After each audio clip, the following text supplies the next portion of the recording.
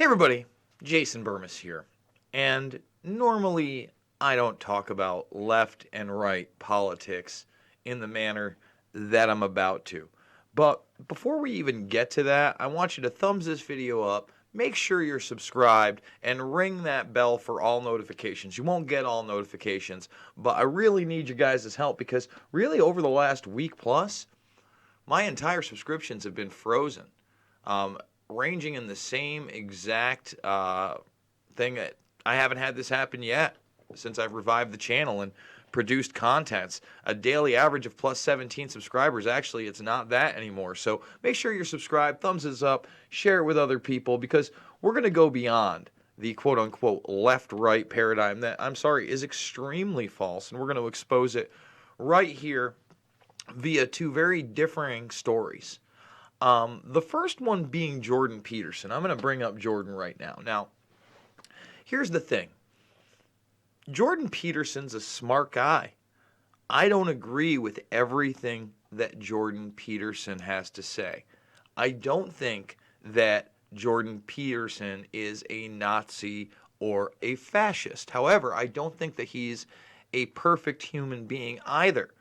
Now, during periods of time when people are seeking fulfillment, seeking motivation, seeking more than what their life is already providing and wanting answers to that, there always seems to be somebody, at least a strong male figure, that kind of comes up. And the other person I would suggest you look into is someone like Tony Robbins. They preach a lot of the same things. You know, take responsibility for your actions. Things we inherently know, right? But we have to remind ourselves, write things down, set goals, okay? Do things that are hard. And these things often, what? Do cause fulfillment. And they cause a positive chain reaction in your life. And in that manner, I think that Jordan Peterson has done some good things. However, when you glom on to a demigod or a iconoclast like him, you have to realize his life is not perfect either. And I was kind of really shocked not to find out that, he had an addiction problem because he's talked about depression before, but to the extent that he actually was put into a medically induced coma. Okay? Jordan Peterson was put into a medically induced coma and, let the conspiracy theories start. He had to actually treat it in Russia. Benzodiazepine. I'm probably butchering that, but tranquilizers, and was near death. All right, this is a guy who, by all accounts, was making more money than he ever had, and they pointed to the fact that his wife was diagnosed with terminal cancer, okay, prior to that. But a guy that, in his own personal life, took it to the point where he had to have a medically induced coma. Now, obviously, that shows some kind of flaw in character. I'm not trying to go after Jordan Peterson, but you have to be your own person. Now, I am going to go after somebody else before we get into Antifa and the false left, because this is kind of like a false right thing. The bottom line is, you can preach that. I mean, that's often preached in the right wing. Your own self-responsibility. Take yourself up by the bootstraps. No help necessary, except for your own help. Well, obviously, this man needed help, right? I'm just pointing that out.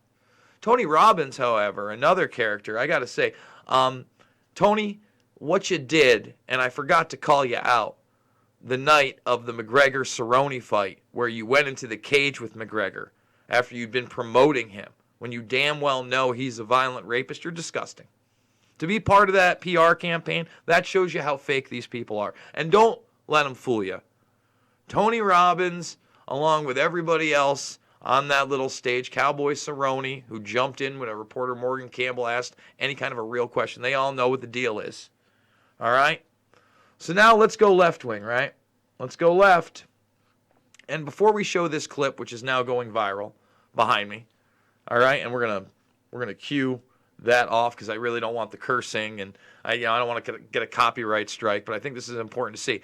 I don't know anything about this guy, okay? I know that he's surrounded by a bunch of people in masks. And we're going to get into the little outfits right now. When I covered the G20 in 2008, okay? And it was the black bloc and the right wing and the anarchists. Guess what? They were dressed just like these people. Supposedly on the other side of the political spectrum. What were they doing? Well, they were causing so much trouble that it was necessary to have a large-scale police force. And as you know, sometimes, in fact, a lot of times, you have what's called agent provocateurs. It's pretty easy to hide yourself as an agent provocateur when you're in this type of garb. In fact, we've seen it before, and the only time that these people were identified, the ones who were really violent, well, they had police issue shoes. Now, I'm not saying all of these people are agent provocateurs or even that anyone that's about to be involved in this attack is. But I am telling you this. You don't make change by dressing like anonymous thugs and beating on people.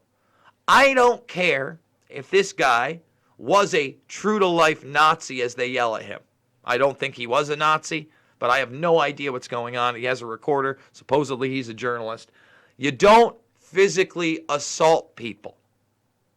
And you don't hide behind masks.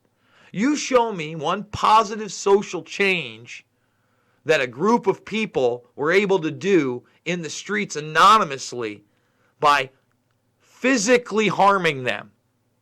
So let's just play it. Here we go. It's going. So we'll start with this, with that. Why don't we just break into it? Start with that. Now we're going to spray them. Now everybody's tapping them. Like, what is wrong with people? Like grabbing him. They want his stuff. Like, if you grab me and my stuff, you're going to get popped. And that's not me being a tough guy. I'm going to defend myself. I'm going to defend my property. And now they're going to walk him down. They're throwing stuff at him. I believe someone throws something at him and hits him in the head too. And I mean, what is wrong with these people? And here's the next thing. Can you name, there he gets maced right in his face. Okay, maced in his face. That person with a helmet on maced that guy in his face, and now someone throws something at him right there too again. What is wrong with you? Tell me another instance that you can think of that there is a group of people in full disguise, in black attire, some of which are wearing helmets, military-grade helmets, that the police force is not on the scene and not doing something. Can you show me another instance? You'd think there would be a cop right there as soon as you saw that group of people and someone had some bear mace. And you would. Except for when it's Antifa? Like, what is going on in this country? When we think that this is a good thing, what is going on when something like that, where you cause physical violence to another human being and call them a Nazi because you disagree with them politically, is acceptable behavior? And it never has been. And again, I want to point out how it's so false and so fake, and how they've used the right wing in the same manner. So once again, thoughts and prayers with Jordan Peterson and his family. I've never read his stuff. I remember watching a couple of his actual college lectures back on YouTube way before he was big, when he had just gone on Rogan and people started passing him around when he was just getting viral. And I was like, okay, I kind of see the appeal of this guy, this intellectual, but I don't think he's right all the time. And I didn't buy his book. And I don't buy into the falsehood that somebody else is going to change your life. You can take steps, right? You can read Jordan's book. You can get on the Tony Robbins program. But at the end of the day, we all have this inner voice, and we know what it says. And sometimes that inner voice is really, really, really low. And everything around us is confusing it. But it's telling you, hey, you got to get up earlier. Hey, 3 videos isn't enough a day, Jason. What are you doing? You should be striving for 7. And that's the truth of the matter. And we can all do better. And I just warn people who fall into depression because it's really, really, really sad. But you're not going to find comfort in a pill or a drug. You're only going to find misery. And you might find a way out, but the wrong one and the permanent one. Just want to point that out. So again, guys, please, thumbs this video up. Look, we've been frozen. Frozen for almost 2 weeks now. 2 weeks of frozen. After we were really gaining ground here, views are down. I need you to share this stuff everywhere you can. Join the Rockfin. We're doing 5 exclusive videos a week there. I just posted the coronavirus one, but that's obviously available on YouTube. However, Burmis and Robbie Martin 2020, the first hour of the New Hampshire debate, that was an exclusive Rockfin. So $9.99 a month. That gets you 5 exclusive videos a week, 20 a month, plus everybody else's premium content, including people like Ron Placone, Graham Elwood, and others. Make sure you endorse Jason Burmis. You can watch all my documentary films free right here. Loose Change, Final Cut, Fabled Enemies, Invisible Empire, A New World Order Defined, and Shade the Motion Picture.